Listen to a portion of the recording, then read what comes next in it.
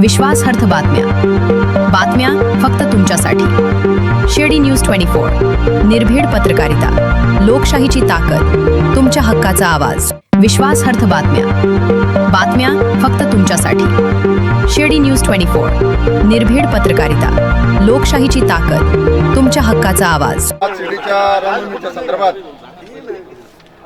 अध्यक्षपदाच्या निवडीसाठी उपस्थित असलेले सगळेच ग्रामस्थ, सगळेच मान्यवर, सगळेच पदाधिकारी यांचा मी मनापासून स्वागत करतो। मागच्या वर्षी 2025ला दीपकराव वारुळे यांनी अध्यक्षपदाची धुरा सांभाळली आणि चांगल्या प्रकारची रामनवमी यशस्वी केली, त्याबद्दल त्यांना मनपूर्वक मनापासून धन्यवाद। त्याच्या अगोदर 2024ला प्रतापराव जगताप यांनी सुद्धा चांगल्या प्रकारची रामनवमी केली, त्यांना पण मनपूर्वक सगळ्यांच्या वतीने धन्यवाद। आत्ता सगळ्यांच्या मुखी आता आप्पा म्हणजे तुम्हाला एक आनंदाची बातमी द्यायची आहे। माझे बंधू इथं नाही आहे, कमलाकर होते, त्यांनी मला खास विशेष करून खास निमंत्रित करायला सांगितलं का यावेळेस संजू आप्पा शिंदेच झाले पाहिजे, आज त्यांनी मला सांगितलं। तिने आपण संजय आप्पूचं मनपूर्वक अभिनंदन केलं पाहिजे, कारण शिंदे परिवाराने असं एक ठरलं होतं चर्चाअंती सचिन भाऊ का समजा जगतापांचं नाव सुचवलं तर त्या जगतापांच्या फॅमिलीने कोणतरी नाव सुचवलं पाहिजे होतं, वारुळेंनी सुचवलं तर वारुळेंच्या फॅमिलीमध्ये कोणतरी नाव सुचवलं होतं पाहिजे होतं। त्याच प्रकारचं आता आमची पण एक शिर्डीकरांची किंवा आपल्या सगळ्यांची इच्छा होती का बाबा शिंदे परिवाराने एकत्र बसून एक नाव सुचवलं असतं तर त्याच्यात जास्त आनंद, आणि तोच आनंद आज खऱ्या अर्थाने संजू आप्पाच्या शिंदेच्या बाबतीत झालेला। आणि ते नाव सुचवलं, त्यांना अनुमोदन दिलं, सूचक त्यांनी सांगितलं, सगळ्यांनी त्यांचं स्वागत केलं आप्पांचं, त्याच्याबद्दल कुठल्या प्रकारचा मनामध्ये शंका नाही आहे।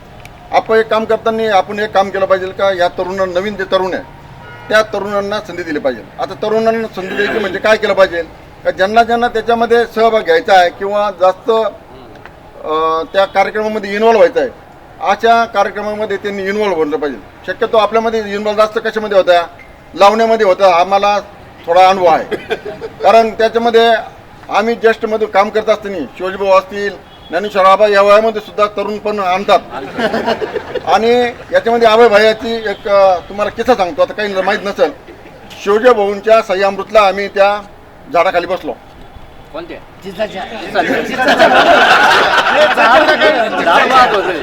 तिथं बसल्यानंतर बरेच सिटीचे सुजितदादा होते, भैया होते, दीपकराव होते, आणखीन कोणतरी असतील माय होते, भाऊसाहेब आप्पा होते, बरेच आहे 4-5 जण, शिवजी भाऊ तर स्वतः होतेच, रमेश भाऊ नंतर चक्कर मारून आले, परत आले आमच्यापाशी। हे सगळं करत असताना ताराचंद होते, हे सगळे घटना करत असताना भैयांनी लावणी ठेवली काहीतरी 2,70,000 रुपयाला काहीतरी, बरोबर ना, 2,70,000।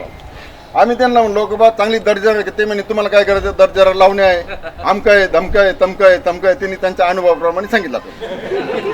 सांगितल्यानंतर मग शिवाजी भाऊ त्यांच्याबरोबर गेले भैयाबरोबर, पण मग नितीनदादा शेळकेंची आमची कुजबूज सुरू झाली की बाबा समजा लावण्यालाही महाग झाल्या, लावण्यालाही महाग झाल्या। मग त्याच्यात सुनीदादा कोणतरी सांगितलं लावण्या खूपच महाग झाल्या, एवढ्या लावण्या होत नाही, त्यांना पण त्याच्या अनुभवाप्रमाणे त्यांनी त्यांचं सांगितलं ते लावण्या खूप महाग झाल्या। असं करता करता ती लावणी एकदा परची फायनल झाली, भाईने केली ती लावणी फायनल।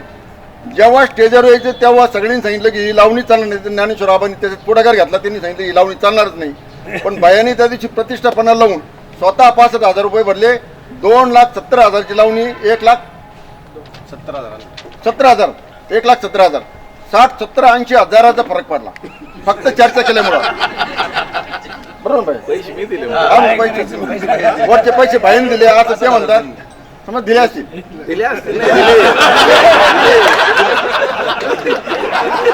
पण 2,70,000ची लावणी 1,60,000 वाली, एवढा मोठा चर्चेचा विषय झाला।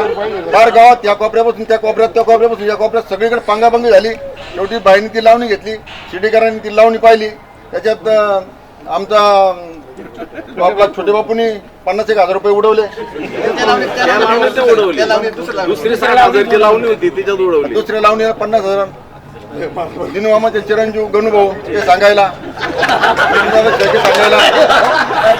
या सगळ्यांनी सांगता त्यांचे 50-55,000 रुपये त्यावेळेस गेले। त्यावेळेस शिर्डी आणि परिसरातील लोक होते, त्यांना वाटतं नगराध्यक्ष होईल, नगराध्यक्ष दुसरीकडे गेले, त्यांचे 55 गेले।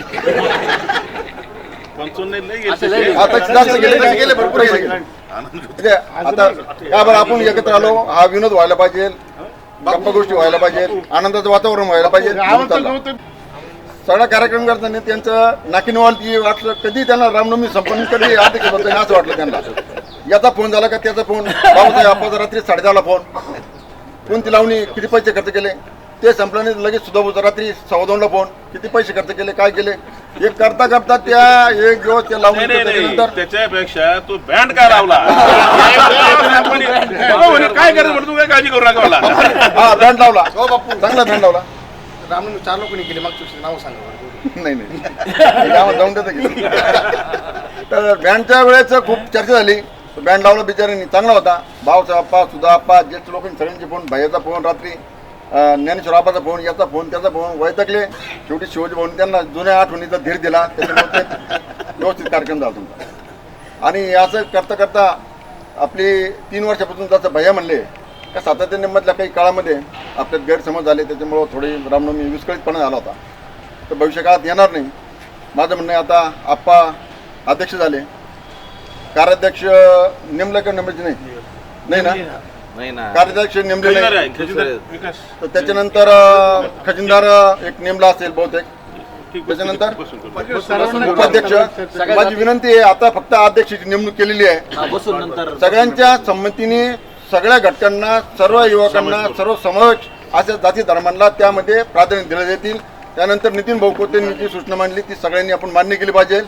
शिर्डी साईबाबा संस्थानचे साईबाबा संस्थान, शिर्डी रामनवमी उत्सवाचे अध्यक्ष, कार्याध्यक्ष, उपाध्यक्ष एवढ्याच लोकांचं त्या बॅनरवर नाव पाहिजे.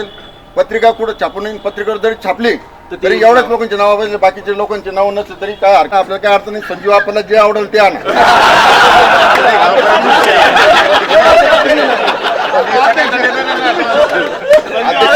तुम्हाला जे आवडेल ते ना, पैशाला पैसे